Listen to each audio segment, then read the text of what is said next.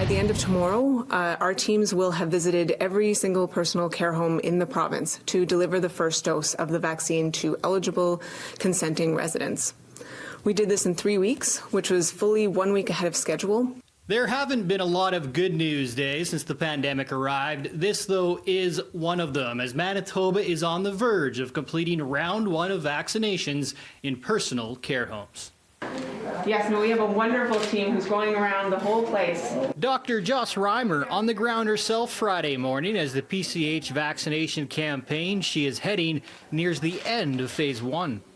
It was really overwhelming because everyone was so genuinely excited, the residents, the staff. Reimer says the joy was palpable as this vulnerable population now that much closer to receiving the full benefits of the 2-dose Pfizer vaccine. But even after dose 1, she says Pfizer estimates the risk is already cut in half.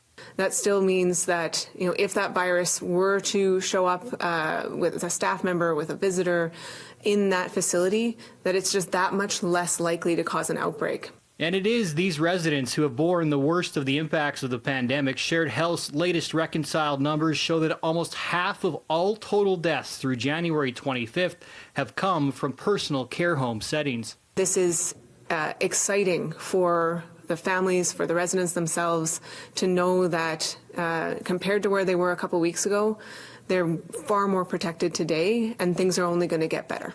While there was good vaccine news, more delays in Pfizer delivery have been confirmed. Just under 13,000 less doses expected by the end of March.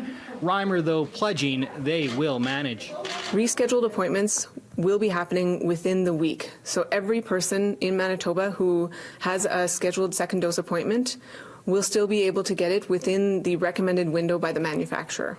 The doc says their cautious approach to the rollout may have seemed slow at the beginning, but where they are now should give the public confidence. Because of how we manage the vaccine rollout, Manitoba is now second in the country, only behind Prince Edward Island in the per capita number of people who have received both doses of the vaccine. And despite possible delays in Moderna's delivery schedule, which much of was earmarked for the North and the Thompson Super Site, it will be going ahead next week with healthcare workers getting the first doses. And it is the North that remains the highest area of concern. 81 new cases there of the province's total 157, with the test positivity hovering around 25% earlier this week.